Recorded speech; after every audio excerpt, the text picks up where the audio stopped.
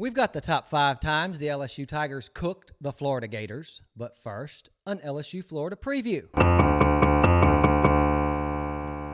Welcome all, I'm Ruddy Rutledge, and he's Arthur.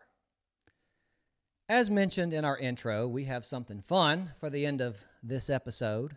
Well, fun for LSU fans, but I'm just going to jump right into things first with this weekend's game. LSU versus Florida. It's a hate game. It's a rivalry. It's a game often loaded with NFL talent. 6 national titles between these teams in the last 30 years. Been a minute for the Gators.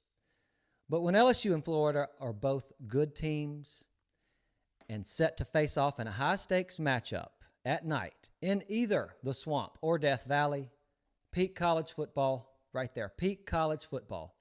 The energy, the atmosphere. And it's actually been a few years now since this series had a big game like that. But this Saturday night in Death Valley, that's exactly what we were going to get. It's still going to be Tiger Stadium. It's still loud. Florida, SEC opener. But this game Saturday night was supposed to be a rivalry matchup between 2-0 SEC heavyweights. But then, well, what happened was, let's say you're throwing a party. That's Tiger Stadium this Saturday night. The stage is set. The invites were sent out weeks ago. The drinks are ready. The food's all ready. The music list is prepared. Nick is on it. People start showing up. The party's going. And then some dickhead shows up with his dog, and the dog starts peeing all over everything. The curtains, the couch, the carpet, the rug that really tied the room together, and this guy's dog peed on it. Well, Billy Napier is that guy. We had a possible top 10 matchup, SEC, but no, good old Sunbelt Billy had to show up and crash the party. He actually crashed it last weekend when his Gators were shocked by the South Florida Bulls. And Billy's sideline demeanor in that game was less inspiring than a long, slow read through the phone book. Maybe he just thinks he's going to get fired, and he's doing kratom now on the sideline. I don't know. So now, thanks to Billy and his gas station drugs, LSU now gets a wounded Gator squad. Backs to the wall, do or die, now or never. People telling them they've embarrassed their school. You think they might come out and play hard Saturday? Think they might come out with some full court energy in this one after the week they've probably had? On the field between the lines, they have a very fast defense and a talented passer at quarterback in DJ Lagway, as LSU learned last year. Just going to touch on this, though. LSU should eat on defense in this game. It ought to be fun to watch.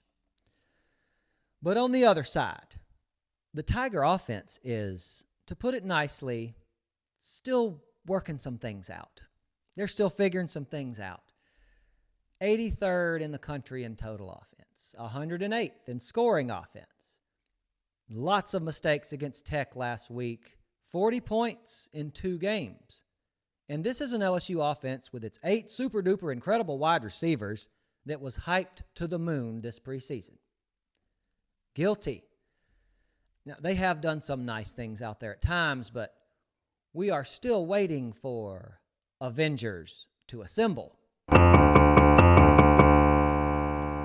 So I was looking at statistics on the LSU offense this week, and of all the numbers I saw, one stat stood out to me the most.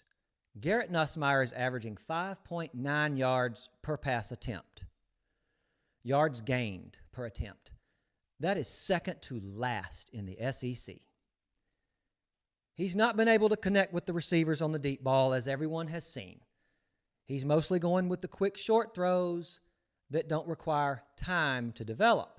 And this was praised after the Clemson game by many, including me, for being smart strategy, protecting us with LSU's new offensive line against that monster Clemson D-line, get the ball out fast.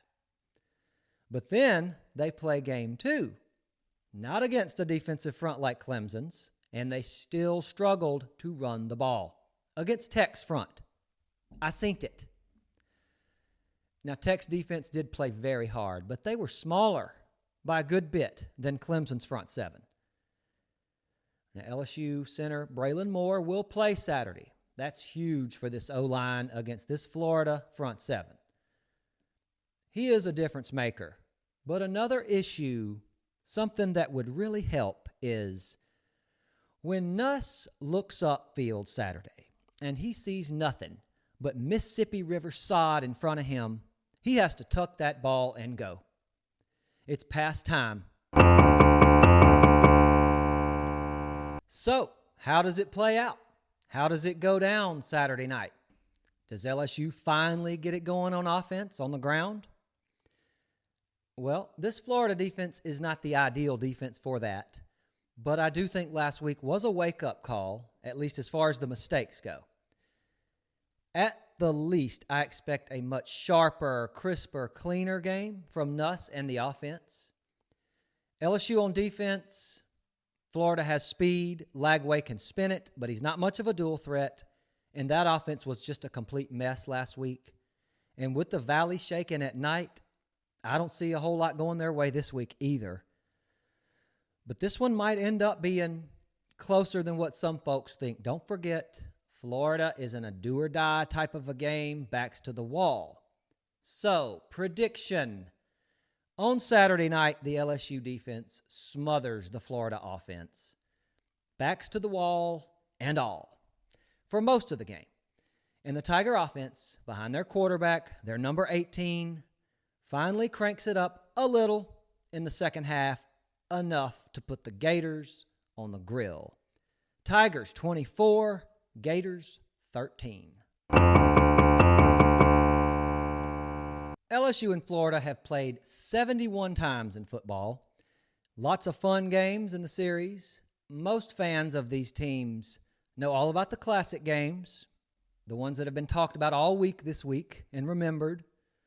For the Tiger fans, it's the 97 upset of the number 1 Gators in Tiger Stadium. And 10 years later, also in Tiger Stadium, the 07 win with Jacob Hester and the 4th down runs against Tim Tebow. And there's been a lot of others, thrillers, that went LSU's way. But what about the beatdowns that went LSU's way? When the Tigers just pummeled Florida into the dirt. Those are fun too. Those are underrated fun, like party in the stands fun. Hope we get one Saturday, another one. But before we start, I'm well aware that Florida has beaten LSU like a red-headed stepchild plenty of times, just in the Spurrier era alone. Fair enough. Hot boudin. So here we go, chronological order. Top 5 times the LSU Tigers cooked the Florida Gators. Starting out number 5, smoking hot.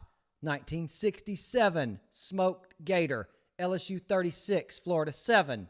Just a few years later came the historic LSU-Florida game of 1971, which will always be remembered as the game where the very first Florida man wearing jorts was spotted in the wild at LSU, walking right onto campus.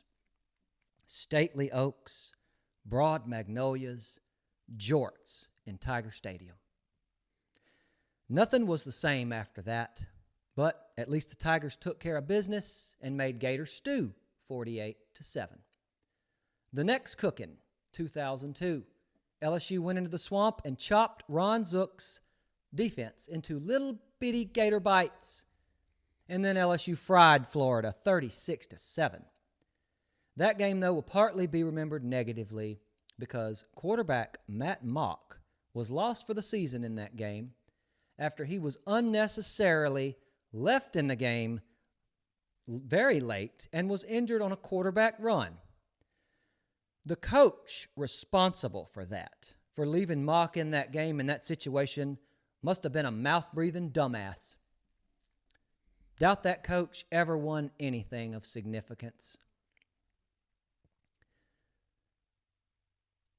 The next one was just a really fun daytime barbecue. 2011. LSU's 41-11 win was highlighted by punter Brad Wing's touchdown run that was called back because the Tiger punter was taunting Florida Gators. Great moment, even though it was called back.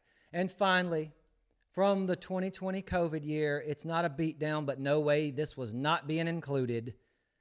With the game on the line, Florida Gator Marco Wilson threw an LSU shoe 15 yards or so down the field. Cade York then knocked home a 57-yard field goal, and the Gators lost. And then lost again in the SEC Championship a week later, and they haven't been back since. So, never throw a shoe. Please like and subscribe, and visit us at BayouFootbaw.com. For Arthur, the Bayou Party Dog, I'm Ruddy Rutledge. He is a real good boy, and this is some Bayou football.